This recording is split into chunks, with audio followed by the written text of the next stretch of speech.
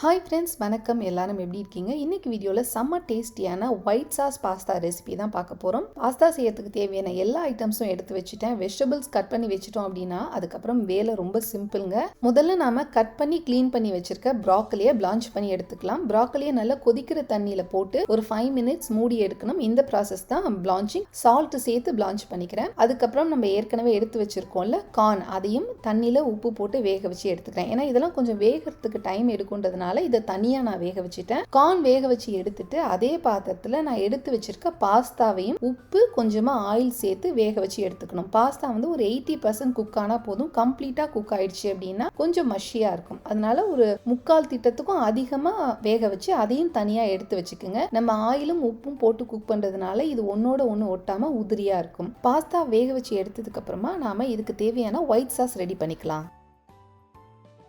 பாத்திரத்துல கொஞ்சமா olive oil சேர்த்துக்கலாம். ஆயில் சேர்த்துட்டு 1 cup red capsicum, 1 cup zucchini, அதுக்கப்புறம் ஏற்கனவே நம்ம பாயில் பண்ணோம்ல அந்த கார்னையும் இது கூட சேர்த்து சாட்டே பண்றேன். பாஸ்தாக்கு ஆலிவ் ஆயில் ரொம்ப நல்லா இருக்கும். அப்படி இல்லைன்னா ரெகுலர் ரீஃபைண்ட் ஆயில் யூஸ் பண்ணுங்க. கடல் எண்ணெய் வேணாம். இந்த காய்க்கு தேவையான உப்பு போட்டு சாட்டே பண்ணிக்கிறேன். இது கூடவே நான் வந்துட்டு சில்லி ஃபிளேக்ஸும் ஆரிகானோ ஃபிளேக்ஸும் சேர்த்துக்கிறேன். இது ரெண்டும் சேர்த்தோம் அப்படின்னா அது பாஸ்தாக்கான கரெக்டான ஃபிளேவர் கொடுத்துரும். சில்லி ஃபிளேக்ஸ், ஆரிகானோ ஃபிளேக்ஸ், அதுக்கப்புறம் சால்ட் சேர்த்ததுக்கு அப்புறம் நம்ம ஏற்கனவே பிளான்ச் பண்ணி எடுத்தோம்ல ப்ராக்கலி, அதையும் சேர்த்து மிக்ஸ் பண்ணி லோ ஹீட்ல இதை மூடி போட்டு வேக வச்சோம் அப்படின்னா ஒரு 5 minutesல எல்லா வெஜிடபிள்ஸும் ஓரளவு குக் ஆயிடும். ரொம்ப வேகணும் தேவை கிடையாது. கொஞ்சம் கிரன்ச்சியா கடிச்சு சாப்பிட்டாதான் நமக்கு பாஸ்தால நல்லா இருக்கும். வேக வச்ச காய்கறி எல்லாத்தையும் நாம வந்துட்டு வேற ஒரு பாத்திரத்துல டிரான்ஸ்ஃபர் பண்ணிட்டு இப்ப நாம பட்டர் ஆட் பண்ணிக்கலாம். பட்டர் ஆட் பண்ணி பட்டர் மெல்ட் ஆனதுக்கு அப்புறம் இதுல நான் மைதா மாவு சேர்த்து இந்த வெண்ணெயில இந்த மைதா மாவை ரோஸ்ட் பண்ணி எடுக்க போறேன். மைதா மாவு கோல்டன் ப்ரௌன் கலர் வர வரைக்கும் லோ ஹீட்ல ரோஸ்ட் பண்ணிக்கணும். இந்த கலர் வந்ததுக்கு அப்புறம் நம்ம எடுத்து வச்சிருக்க பாலை இது கூட சேர்த்து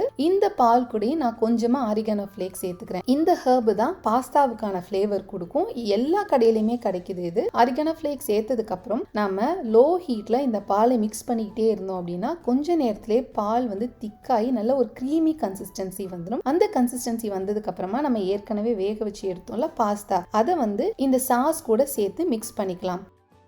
பாஸ்தா ஆட் பண்ணதுக்கப்புறம் நம்ம ஏற்கனவே வேக வச்சு எடுத்திருக்க வெஜிடபிள்ஸையும் ஆட் பண்ணலாம். வெஜிடபிள்ஸ் வந்துட்டு உங்களுக்கு நிறைய வேணும் அப்படின்னா நிறைய போட்டுக்குங்க. இல்லை ரொம்ப சாப்பிட மாட்டாங்க பசங்கன்னா கொஞ்சம் கம்மி பண்ணி சேர்த்துக்குங்க. எடுத்து வச்சிருக்க காய்கறியை பாஸ்தா கூட சேர்த்து மிக்ஸ் பண்ணதுக்கப்புறமா நம்ம பார்மேசன் சீஸ் சேர்த்துக்கணும். இதுவுமே இப்போ எல்லா கடைகள்லையும் கிடைக்குது. நான் வந்து பார்மேசன் சீஸ் போடுறதுனால சால்ட் எல்லாத்துலேயும் கம்மியாக தான் போட்டிருக்கேன். ஏன்னா இந்த சீஸே வந்து கொஞ்சம் சால்ட்டியாக தான் இருக்கும். பார்மேசன் சீஸ் சேர்த்து மிக்ஸ் பண்ணதுக்கப்புறம் நான் இது கூட ஃப்ரெஷ் பார்ஸ்லி லீவ்ஸ் சேர்த்துருக்கேன். இங்கே வந்து கிடைக்கும், நம்ம ஊர்ல கிடைக்காது. சோ நீங்க அந்த ஸ்டெப் அவாய்ட் பண்ணிடலாம்.